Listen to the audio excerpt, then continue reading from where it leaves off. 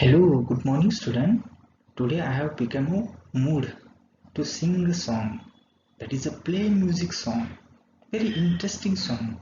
Twinkle, twinkle, little star, how I wonder what you are. Above all so high, like the diamond in the sky. ठीक है, देखिए बेटा actually ये जो मैंने गाना यस कहने का भी मूड आया, सुनाने का मूड आया तो तुम्हें सुना दिया। एक्चुअली जैसे इतना आवाज मेरा इतना सुंदर नहीं है कि मैं गाना गा सकूं, लेकिन मूड बना तो मैंने गाना गा के बताया। एक्चुअली देखिए बेटा, इस गाने के पीछे मुझे तुम्हें एक कंसेप्ट यहाँ पे क्लियर करनी थी, जो कि आज हम यहाँ पे लर्न करने जा रहे हैं, है ना बेटा। तो ट्विंकल ट्विंकल लिटिल स्टार, बस अभी देखिए twinkle twinkle, just that is what is the twinkle, that is a blinking, है ना। ये जो छोटे छोटे तारे होते हैं ना, ये जैसे ट्विंकल क्यों करते हैं, ब्लिंकिंग क्यों होते हैं, ये ब्लिंक क्यों करते हैं, ठीक है। इसके पीछे का जो एक राज है ना, इसके पीछे का जो साइंस है ना, यही हमें यहाँ पे पढ़ना है, इसी को हमें यहाँ पे लर्न करना है, ठीक है बेटा। Very interesting, yes, amazing terms here. So we have let us to start our this term. This okay? So we have go here in details information, that is atmospheric refraction. Atmospheric refraction. So today we have going to amazing study. Yes, actually it's a amazing, wonderful study here. For its understanding the concept, we learn first atmospheric refraction. यहाँ पे हमें पहले क्या learn करना पड़ेगा, इसके पीछे जो साइंस है ना बेटा, जो जो कुछ कंसेप्ट है अभी यहाँ पे लर्न करनी है। तो इससे हमें यहाँ पे पहले एक इंफॉर्मेशन है, पहले हमें डाउट क्लियर करना होगा, है ना बेटा।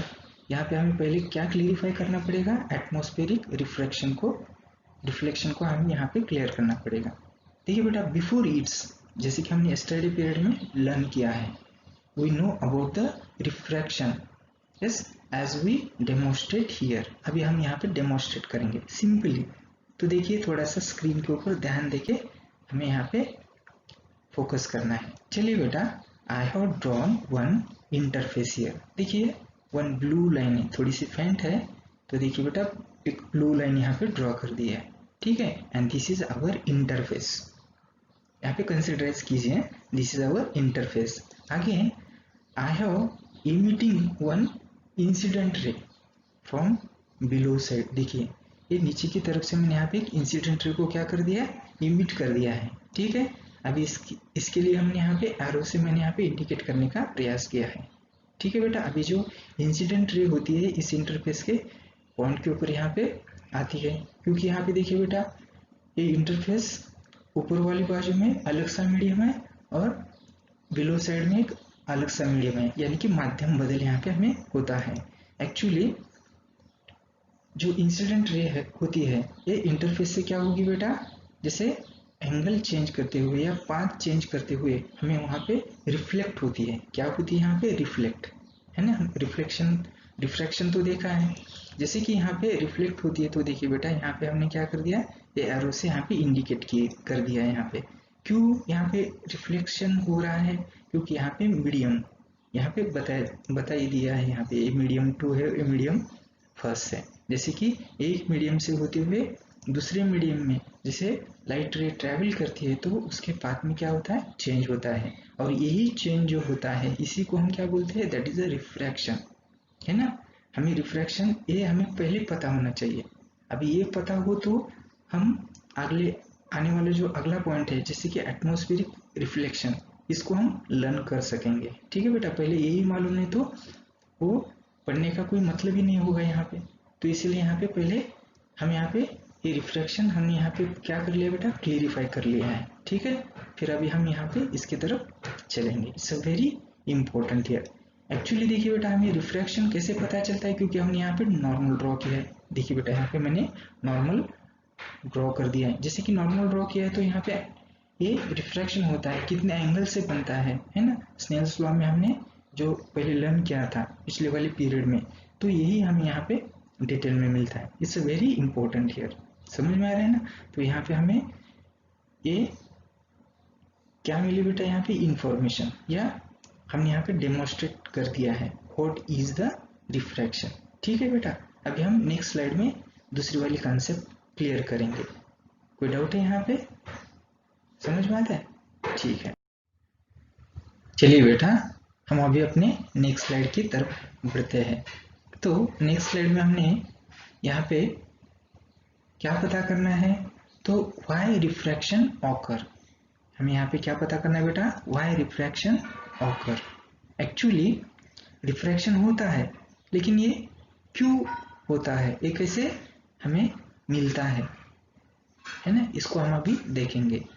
देखिए बेटा, इसका कॉज क्या होगा, इसके पीछे कारण क्या होगा।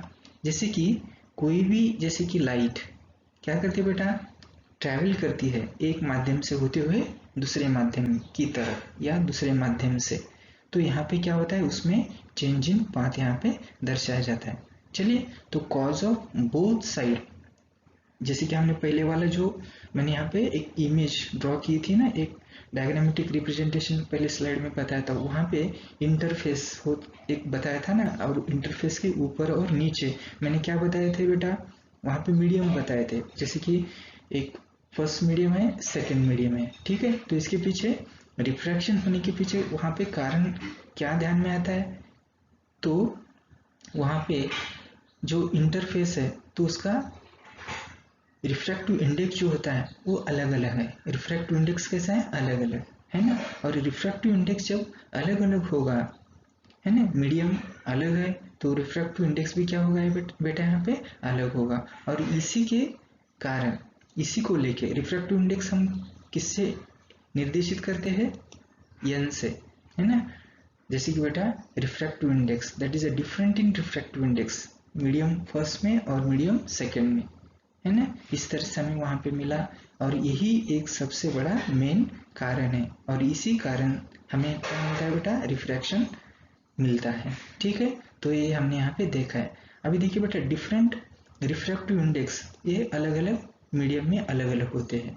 इसके लिए हमने छोटी सी एक यहाँ पे डायग्रामेटिक रिप्रेजेंटेशन यहाँ पे देने का प्रयास किया है। अभी छोटे से डायग्रामेटिक रिप्रेजेंटेशन से हमें यहाँ पे क्या पता कर लेना है। देखिए बेटा, मैंने यहाँ पे एक पेंसिल एक टब में रख दी है ना, इंक्लिनिंग इन पोजीशन। टब में पूरा यहाँ पे क्या बेटा, इस मोर देन हाफ वाटर है ना, और उसमें एक इंक्लिनिंग पोजीशन में पेंसिल को मैंने पुट अप कर दिया है ना बेटा। ये पहले हमने introductory account of this lesson में हम वहाँ पे देखा था एक्टिविटी फर्स्ट में, है ना बेटा, याद आ रहा है क्या तुम्हें? चलिए, तो यहाँ पे पेंसिल देखिए बेटा, जो पेंसिल का हिस्सा पानी के सरफेस के नीचे है, तो मुझे वो थोड़ा सा बेंड होते हुए दिखाई दे रहा है, या बेंड जैसे एक्चुअली वो मुझे दिखाई देता है, लेकिन एक्चुअली वो ऐसा नहीं होता है ना। उसकी साइज में हमें कुछ बदलाव भी दिखाई देता है ना। ऐसे क्यों होता है, क्योंकि वहाँ पे रिफ्रैक्टिव इंडेक्स अलग है, रिफ्रैक्टिव इंडेक्स अलग है, क्योंकि मीडियम अलग है।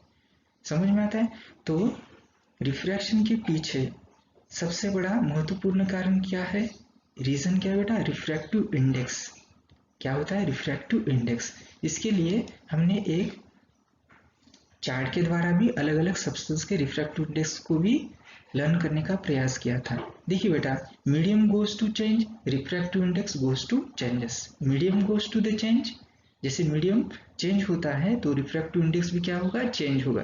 देखिए ऊपर वाला जो हिस्सा है मुझे कैसा दिख रहा है, वहां पे एक सिंगल लाइन में एक स्ट्रेट लाइन दिखाई देती है, लेकिन जैसे कि वो पानी में एम्बेडेड होता है, वाटर के सरफेस के अंदर जब मुझे एम्बेडेड होते हुए जो दिखाई देता है वो हिस्सा मुझे थोड़ा सा क्या होता है, बेंड होता हुए उसका पाथ थोड़ा सा चेंज होते हुए दिखाई देता है, उसके विड्थ में भी हमें कुछ बदलाव आते हुए दिखाई देता है। तो दिस इज अ रिफ्रैक्शन, जैसे ओके, क्योंकि वहां पे रिफ्रैक्टिव इंडेक्स क्या हो रहा है, चेंज होता है, बदलता है। समझ में आना ना? तो यहाँ पे सबसे बड़ा रीजन कौन सा है, difference in refractive index, that is N, small N. ठीक है बेटा, and it is a major cause और main cause is to occurring the refraction, है ना। रिफ्रैक्शन केवल हमें चेंज इन रिफ्रैक्टिव इंडेक्स के कारण ही हमें मिलता है। समझ में आ रहा है? इसके लिए एक छोटा सा टेबल भी हमने लर्न किया था, प्रैक्टिकल जो हमने लर्न किया वहाँ पे एक्टिविटी के रूप में हमने प्रोसीजर फॉलो की थी ना, तो वहाँ पे एक टेबल भी दर्शाया था। देखिए वही टेबल यहाँ पे दिया है, जैसे कि मीडियम है, रिफ्रैक्टिव इंडेक्स है, ठीक है।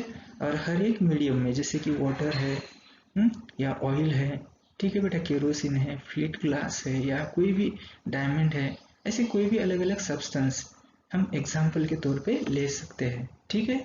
और उनका मिलने वाला रिफ्रैक्टिव इंडेक्स भी क्या होगा, अलग होगा। समझ में आ रहा है बेटा? तो यही हम यहाँ पे रिफ्रैक्टिव इंडेक्स यहाँ पे समझता है। तो यहाँ पे हमने क्या लर्न किया है, ये रिफ्रैक्शन क्यों होता है, ओनली चेंज इन और get in A difference in A refractive index, जैसे ओके। देखिए बेटा अब हम नेक्स्ट स्लाइड में चलते हैं। देखिए स्टूडेंट, यहाँ पे हमें एक अलग एक इंटरेस्टिंग बात यहाँ पे पता कर लेनी है, ठीक है बेटा।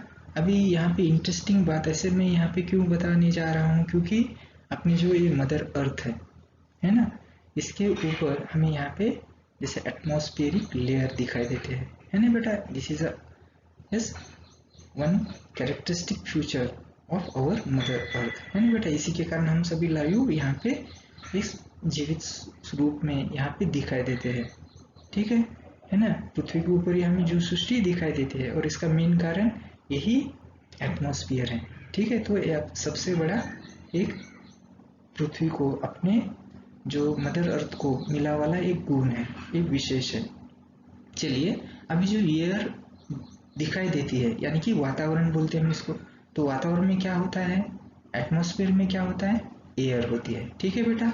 अभी ये जो एयर होती है एक्चुअली देखिए बेटा, तो ये जो एयर जैसे अपनी है, this is our mother earth, ठीक है।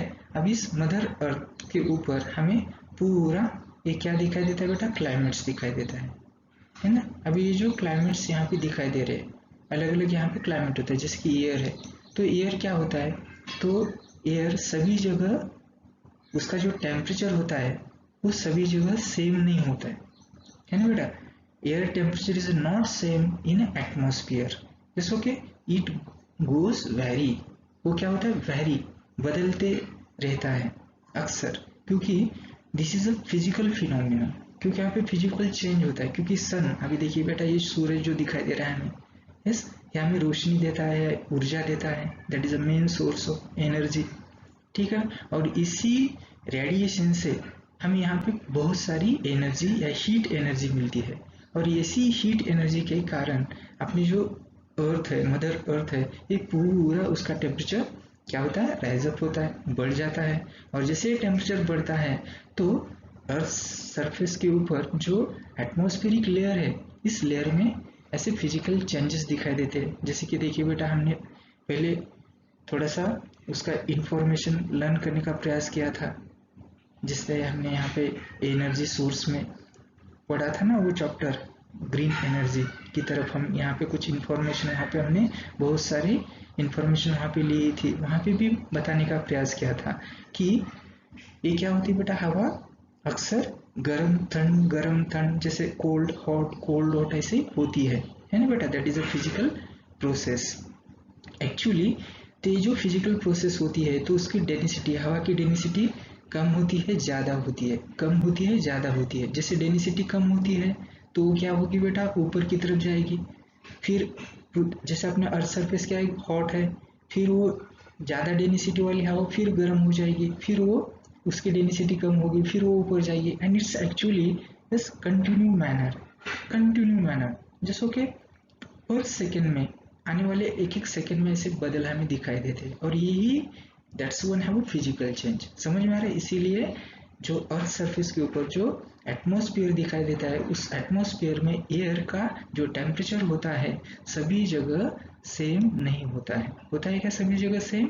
नहीं होता है, ये इस वैरी होता है। ये क्या होता है बेटा, यहाँ पे वैरी होते हुए हमें दिखाई देता है एक्चुअली। अभी हम नेक्स्ट पॉइंट के ऊपर बढ़ते हैं। तो air is one medium, air क्या है, यहाँ पे एक मीडियम है ना। जैसे लाइट ट्रैवल करता है तो लाइट ट्रैवल थ्रू मीडियम, ठीक है। And air is also one medium, yes, and through that air medium light travel there. देखिए सनलाइट भी हमें यहाँ पे ट्रैवल होते हुए दिखाई देती है। तो हम यहाँ पे ये महत्वपूर्ण ये जो इंफॉर्मेशन है यहाँ पे हमें पता चलती है। आगे देखिए बेटा, इसके बाद हम यहाँ पे जो एयर का जो रिफ्रैक्टिव इंडेक्स होता है, हमने जो पहले वाले स्लाइड में रिफ्रैक्टिव इंडेक्स का जो टेबल लर्न किया था ना, उस टेबल में हमें क्या लर्न किया था बेटा, जैसे कि कोई सब्सटेंस दिए थे उसके रिफ्रैक्टिव इंडेक्स दिए थे। यहाँ भी एयर का रिफ्रैक्टिव इंडेक्स दिया था, याद आ रहा है तुम्हें? करो याद, उसका रिफ्रैक्टिव इंडेक्स कितना था? एयर का रिफ्रैक्टिव इंडेक्स इज 1.003 है ना बेटा, 303 जैसे हमें वहां पे रिफ्रैक्टिव इंडेक्स मिला था। लेकिन बताइए बेटा, यहाँ पे रिफ्रैक्टिव इंडेक्स एयर का सभी जगह सेम होता है क्या? नहीं होता है, क्योंकि हर 1 मिनट में हमें बदल होते हुए दिखाई देता है। टेम्परेचर में यहाँ पे फ्लेक्सिबिलिटी हमें दिखाई देती है, वहाँ पे कॉन्स्टेंटनेस नहीं होता है, और इसी के कारण रिफ्रैक्टिव इंडेक्स क्या होगा? रेगुलरली कंटिन्यूसली चेंज होगा, है ना। रिफ्रैक्टिव इंडेक्स में क्या होगा? अक्सर यहाँ पे बदल होगा। एक्चुअली मैंने यहाँ पे कॉमनली यहाँ पे एयर का जो रिफ्रैक्टिव इंडेक्स बताया था 1.0003 ऐसा बताया था, लेकिन यहाँ पे वो हर जगह एक जैसा होता है ऐसा नहीं होता है, उसमें चेंजेस होते हैं, उसमें बदलाव होते हैं, क्योंकि टेम्परेचर में बदलाव होता है, और जैसे टेम्परेचर में बदलाव होगा तो एक्चुअली मीडियम में भी बदलाव होगा, जैसे कि डेंस और रेयर बोलते हैं, है ना बेटा। जैसे टेम्परेचर बढ़ेगा तो देखिए बेटा, टेम्परेचर बढ़ेगा तो मीडियम रेयर होगा, हवा है ना वो रेयर बनेगी, और जैसे टेम्परेचर घटेगा, जैसे कि कोल्डनेस होगा, तो क्या होगा बेटा? हाँ, तो यहाँ पे मीडियम डेंस होगा, है ना बेटा। चलिए, तो यहाँ पे हम एग्जाम्पल के रूप में देखेंगे। देखिए ध्यान दीजिए, लो टेम्परेचर कब होता है बेटा? लो टेम्परेचर कोल्ड सीजन में, है ना। और जैसे कोल्ड सीजन में टेम्परेचर लो होता है, इसका मतलब डेंसिटी क्या होगी हवा की? हाँ, ज्यादा होगी, है ना। देखिए कोल्ड होता है तो डेंसिटी क्या होगी? ज्यादा होगी, और डेंसिटी जब ज्यादा होती है तो रिफ्रैक्टिव इंडेक्स क्या होगा बेटा? हाई होगा। रिफ्रैक्टिव इंडेक्स क्या होगा यहाँ पे? हाई। चलिए, लो टेम्परेचर उल्टा चलता है, उल्टा थोड़ा सा देखिए बेटा, याद रखना है यहाँ पे, ये बहुत ही इंपॉर्टेंट है। यहाँ पे इस चैप्टर में हमें यही पॉइंट के ऊपर ज्यादा फोकस करना है। देखिए बेटा, लो टेम्परेचर जब होगा तो डेंसिटी क्या होगी? रिफ्रैक्टिव इंडेक्स क्या होगा? हाई होगा, ज्यादा होगा। समझ में आता है? अभी यहाँ पे देखिए बेटा, हाई टेम्परेचर होगा तो रिफ्रैक्टिव इंडेक्स यहाँ पे कम होगा। देखिए बेटा, लो टेम्परेचर होगा तो रिफ्रैक्टिव इंडेक्स बढ़ेगा, हाई टेम्परेचर होगा तो रिफ्रैक्टिव इंडेक्स घटेगा। समझ में आ रहा है? तो यही यहाँ पे याद रखना, इट्स वेरी इंपॉर्टेंट हियर, क्योंकि इसी के कारण रिफ्रैक्टिव इंडेक्स में बदलाव होता है। किसी के कारण? Only the temperature here.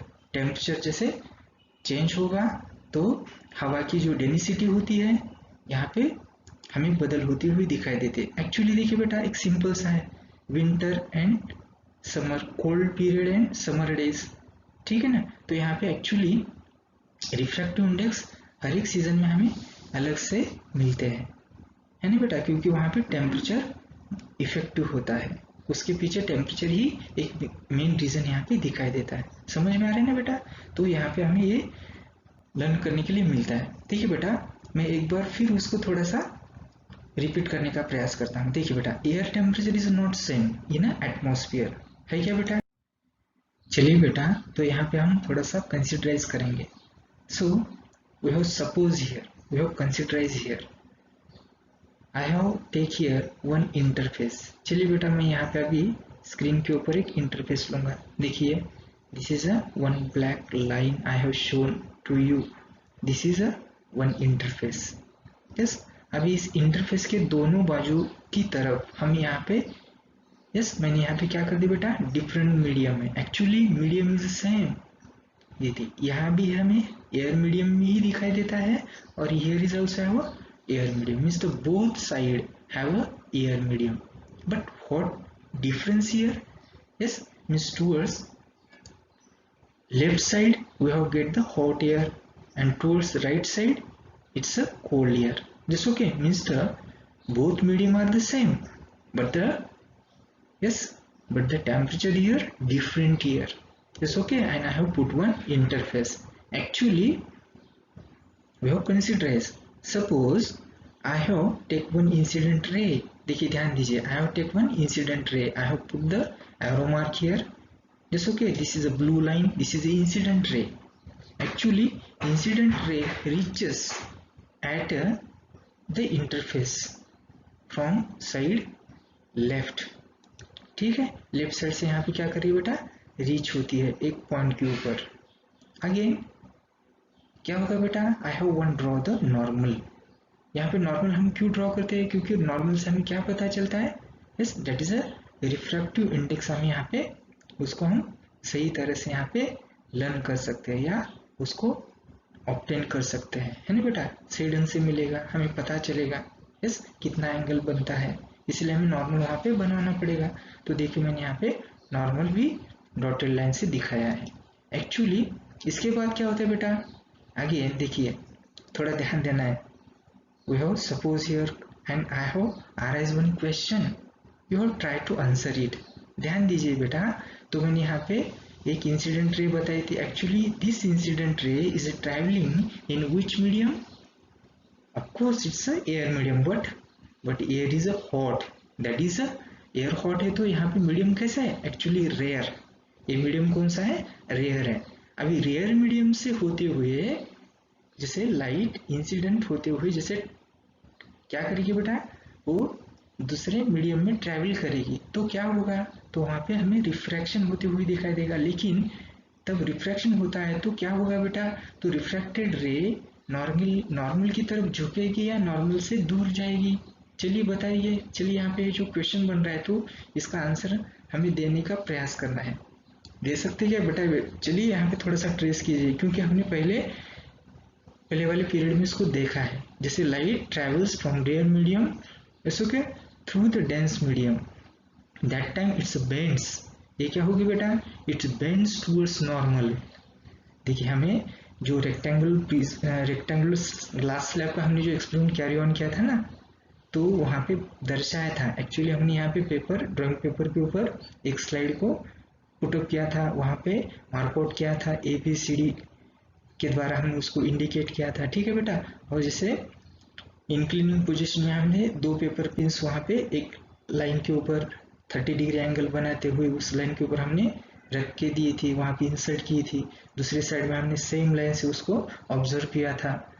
एक पाथ हमने ड्रॉ किया था PQRS, याद आ रहा है क्या, देखिए वो PQRS पाथ हमें ड्रॉ किया था. वो पाथ क्या इंडिकेट करता था, चेंज इन पाथ. जैसे वहाँ पे चेंज इन पाथ जैसे कि रिफ्रैक्टिव इंडेक्स को बदलता है, ये हमें वहाँ पे उस पाथ से पता चलता है. एक्चुअली यही यहाँ पे क्या हो रहा है बेटा, तो हॉट एयर है, ऑफकोर्स हॉट एयर होगी तो मीडियम कैसा होगा, रेयर होगा.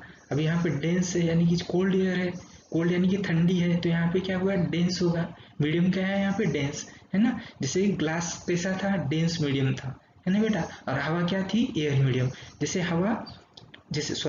हवा माध्यम से जैसे लाइट रे यहाँ पे इमिट होता था, जैसे कि रेयर मीडियम से इमिट होता है, और डेंस मीडियम जब चलता है तो नॉर्मल की तरफ झुकता है. यहाँ भी वैसा ही होगा. समझ में आ रहा है ना बेटा. देखिए यहाँ पे हमें जो क्वेश्चन मिला उस क्वेश्चन का आंसर भी हमें यहाँ पे ऑब्टेन करना है ना बेटा. तो यहाँ पे देखिए बेटा, हियर रिफ्लेक्टेड रे बेंड्स. यहाँ पे क्या मिल रहा है, रिफ्लेक्टेड रे क्या हो रही है, बेंड हो रही है. लेकिन कहाँ बेंड हो रही है, इस टूवर्ड्स नॉर्मल.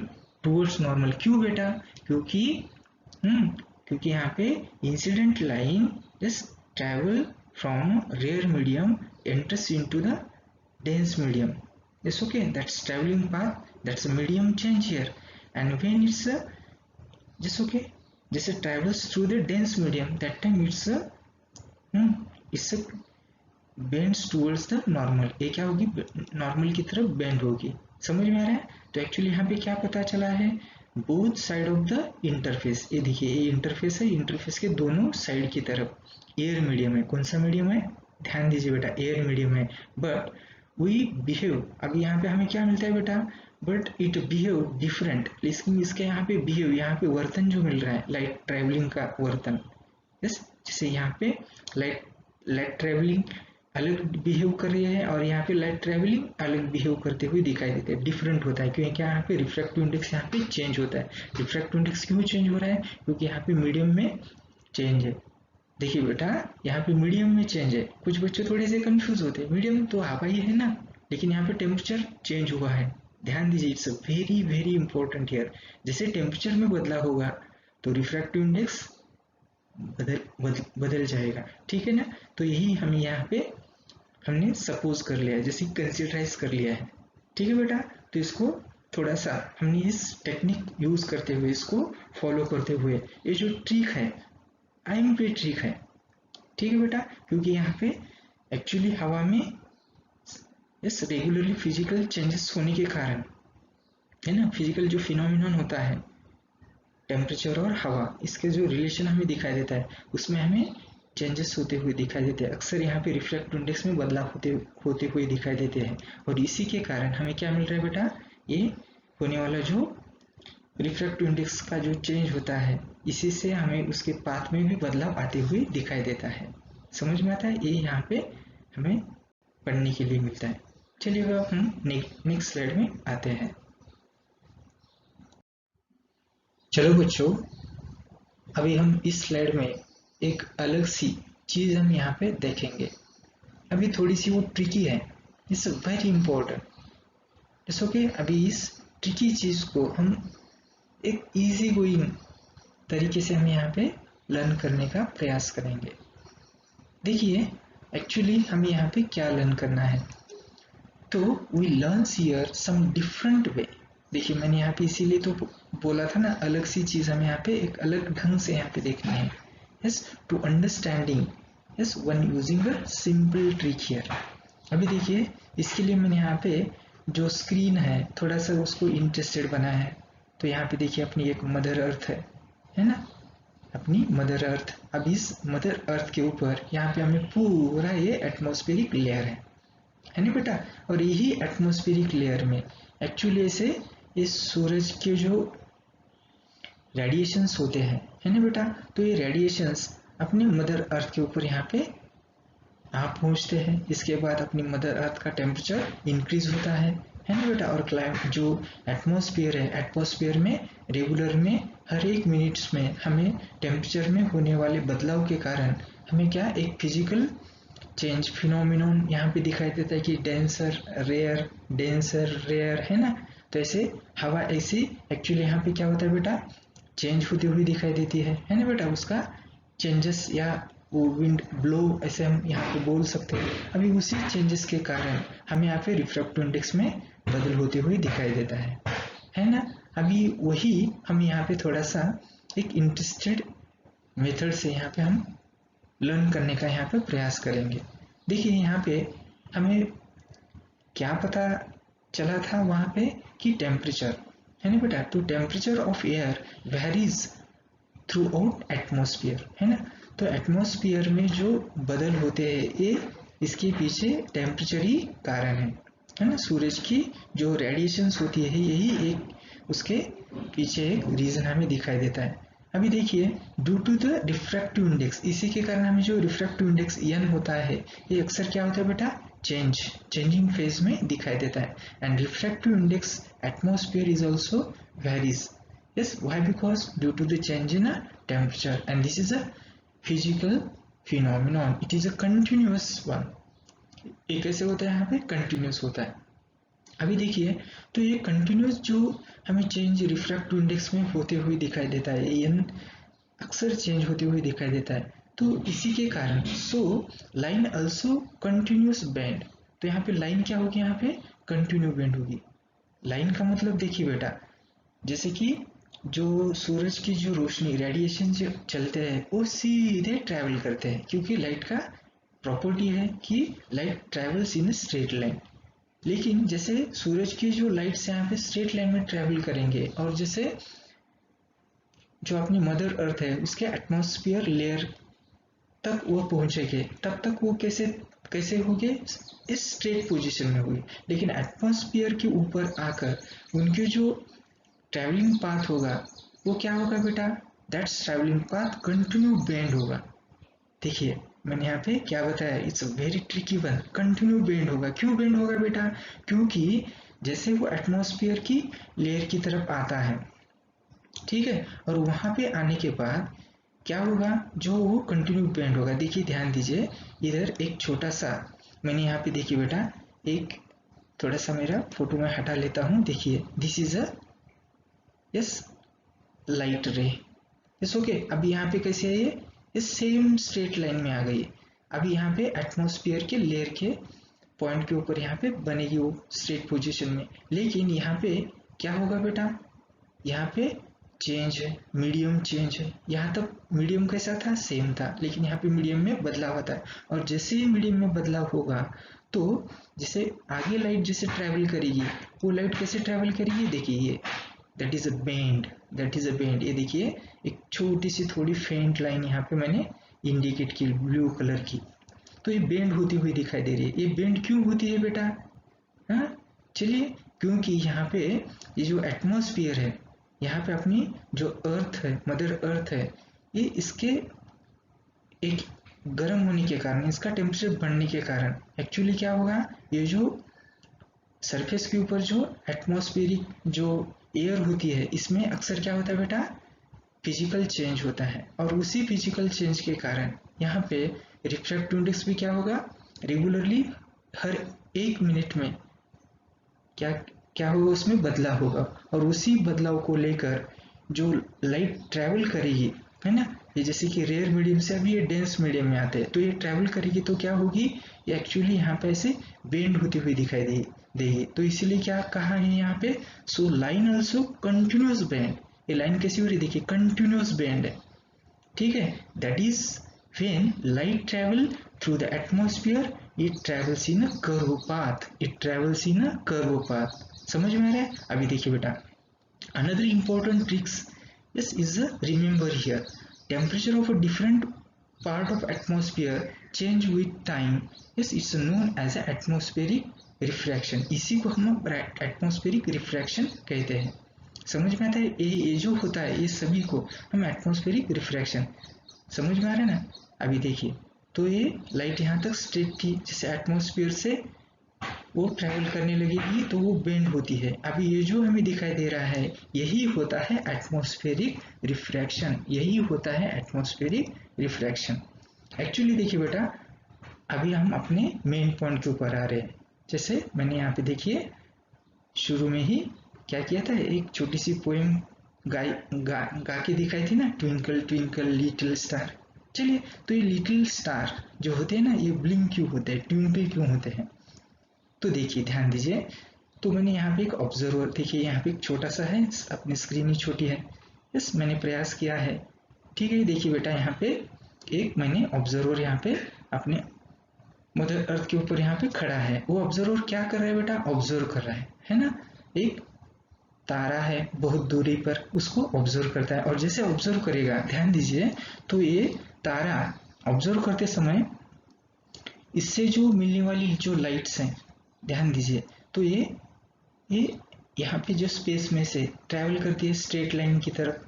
अभी एक्चुअली जैसे एटमॉस्फेयर के पोजीशन में आती है, इस इंटरफेस, अभी ये इंटरफेस है अपना, ये अपना क्या बेटा, इंटरफेस है। अभी इस इंटरफेस से वो जैसे ट्रैवल करेगी तो यहाँ पे क्या होगा, अपना यहाँ पे रूल क्या मैंने बताया था, हाँ, जैसे मैंने यहाँ पे एटमॉस्फेरिक रिफ्रैक्शन बताया था। एटमॉस्फेरिक रिफ्रैक्शन में क्या होता है, कंटिन्यू बेंड पाथ, है ना, continue bend path, that is a travelling in a curve path.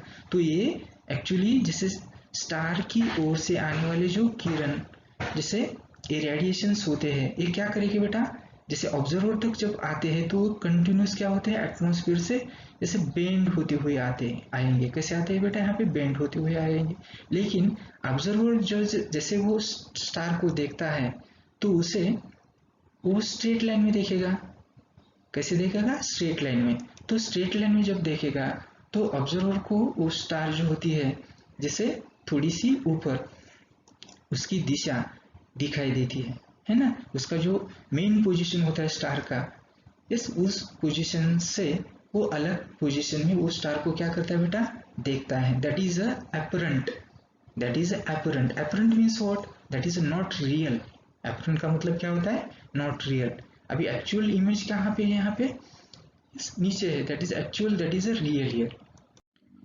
चलिए बेटा, हमने जो पिछले स्लाइड में जो देखा था कि एक्चुअली ऑब्जर्वर अपने अर्थ सरफेस के ऊपर से स्टार को जब ऑब्जर्व कर रहा था तो उसे स्टार एक्चुअली कैसी दिखाई दे रही थी, तो that star appears at a higher position than their actual position, है ना।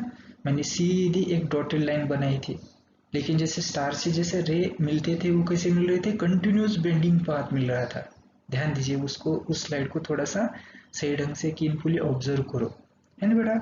अपने बुक में भी इसकी डायग्राम दी वाली है, तो देखिए वो कंटिन्यूस बेंड होता है, लेकिन जैसे ऑब्जर्वर उसे जैसे नोटिस करता है तो वो कैसे या स्ट्रेट लाइन में हमें उसे फॉलो करते हुए दिखाई देता है, तो उसकी जो पोजीशन होती है स्टार की, yes it's a higher position than their actual position of the star here. ठीक है, तो ये हमने वहां पे उस स्लाइड में ऑब्जर्व किया है। Other than yes, one interesting fact is when we observe at a night period.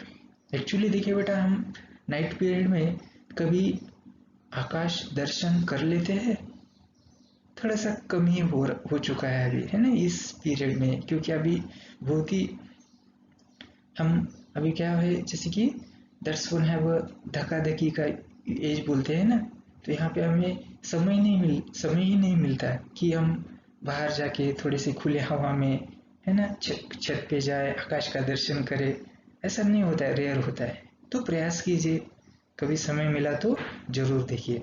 जैसे देखिए बेटा, हम जैसे रात के समय में आकाश का जब दर्शन करते हैं तो वहां पे देखिए बेटा, कुछ तारे जो होते हैं हमें जैसे कि ब्लिंकिंग करते हुए दिखाई देते हैं, और कुछ ऐसे होते हैं कि वो कंटिन्यूस ऐसे एक स्टेबिलिटी में होते हुए दिखाई देते हैं। ऐसा क्यों, ऐसा डिफरेंस हमें क्यों दिखाई देता है, तो देखिए इसी को हम अभी यहाँ पे देखेंगे। तो जो ट्विंकल करते हैं, है ना, इसीलिए तो पोयम मैंने बताई थी, ट्विंकल ट्विंकल लिटिल स्टार, है ना, that's a star goes to twinkle. अभी जो प्लैनेट होते हैं जैसे कि अपना चंदा, चंदा मामा, है ना, moon, it's okay, that's a natural planet of earth, है ना बेटा। वो कभी ब्लिंक होते हुए देखा है आपने? नहीं, वो ब्लिंक नहीं होता है। लेकिन जैसे तारा जो होते हैं वो दूरी पे होते हैं, और जैसे प्लैनेट होते हैं तो थोड़े से नजदीक होते हैं, है ना बेटा। तो देखिए, हम इसके पीछे का रीजन यहाँ पे ढूंढने का प्रयास करेंगे। अभी देखिए, स्टार्स अवे फ्रॉम अर्थ, पहला रीजन यहाँ पे कौन सा बेटा, स्टार्स अवे फ्रॉम अर्थ। और प्लैनेट क्या होते हैं, प्लैनेट यहाँ पे ट्विंकल नहीं होते, है ना बेटा। एग्जाम्पल हम मार्स लेंगे, जुपिटर लेंगे, ऐसे बहुत सारे हम एग्जाम्पल प्लैनेट के ले सकते हैं। अभी देखिए, स्टार्स के बारे में हम जब सोचते हैं, कंटिन्यूस वेरिएशन होता है। क्यों वेरिएशन होता है, क्योंकि उसमें स्पेस क्या होता है, दूरी ज़्यादा होती है, और जैसे दूरी ज़्यादा होगी तो एटमॉस्फेयर में हमें टेम्परेचर में बदलाव होते हुए कंटिन्यूस वेरिएशन मिलेगा। एक्चुअली उसी तुलना में प्लैनेट कैसे होते हैं, जो प्लैनेट है क्लोजर टू अर्थ सरफेस, ठीक है, तो यहाँ पे वेरिएशन होता है, लेकिन वो इतना नोटिसेबल नहीं होता है जितने हमें तारों को लेकर हम यहाँ पे देखते हैं तो हमें वो नोटिसेबल होता है। लेकिन एक्चुअली जैसे अदर प्लैनेट्स को लेकर हम जब देखेंगे, इसे इसमें वेरिएशन मिलेगा, लेकिन उतना सारा वो नोटिसेबल नहीं होगा। ठीक है बेटा। और दूसरी वाली कंसेप्ट यहाँ पे देखिए बेटा, continuous changing in refractive index, है ना। यहाँ पे रिफ्रैक्टिव इंडेक्स हमें कंटिन्यू चेंज होता है, तारों को हम जैसे सोचते हैं तब इसमें भी रिफ्रैक्टिव इंडेक्स चेंज होता है, लेकिन वहाँ पे नोटिसेबल नहीं होता है। समझ में आ रहा है ना, ये यहाँ पे महत्वपूर्ण है। अभी देखिए, यहाँ पे हम क्वेश्चन अराइज करते हुए उसका आंसर देने का प्रयास करेंगे। अपना क्वेश्चन क्या है, ऐसा क्वेश्चन एग्जाम में आ सकता है, it's very important here, why planets do not twinkle. Planet twinkle क्यों नहीं करते, है ना, स्टार ही क्यों ट्विंकल करते हैं। चलिए इसका रीजन, इसका हमें यहाँ पे कारण मिलेगा बेटा। Planets are the closer to earth, planet कैसे बेटा, यहाँ पे क्लोजर टू द अर्थ, जैसे okay, and it's bigger in size, planet का साइज भी कैसा है, यहाँ पे बिगर है, and due to this all variation in this position is okay of the reflective index is a noticeable here, है ना। यहाँ पे वो इतना नॉन नोटिसेबल होता है, नॉन नोटिसेबल, है ना। स्टार को लेकर हम जैसे सोचेंगे तो नोटिसेबल होगा, और जैसे प्लैनेट को लेकर हम जैसे सोचेंगे तो वो कैसा होगा यहाँ पे, non noticeable. So they do not twinkle, है ना। तो इसी के कारण प्लैनेट यहाँ पे ट्विंकल नहीं होते हैं। समझ में आता है। तो this is a antagonistic difference we have learn here. Yes, it's very important. इसके ऊपर थोड़ा सा ध्यान देकर इसको थोड़ा सा पढ़ लो। ये बहुत ही इजी और आसान है, इसमें कोई डाउट हो तो जरूर हमें पूछना है। ठीक है बेटा, चलिए अभी हम यहाँ पे, मग चला विद्यार्थी मित्रांनो, इथं आपण थांबूया. काही तुम्हाला अडचणी असतील तर त्या विचारायच्या आहेत. कुठेही अडचणी अशा मनामध्ये ठेवून थांबू नका. व्हिडिओ सतत पाहत चला. व्हिडिओ तुम्ही जर वारंवार सतत जर ऐकला, पाहिला व पुस्तकाचं वाचन केलं तर असं कोणतेही तुम्हाला अवघड वाटणार नाही. फक्त त्यामध्ये इंटरेस्ट घ्या, आवड दाखवा, व्हिडिओ पाहत राहा आणि ह्याला लाईक करा आणि सबस्क्राईब करा. ठीक आहे, आपण थांबूया इथं.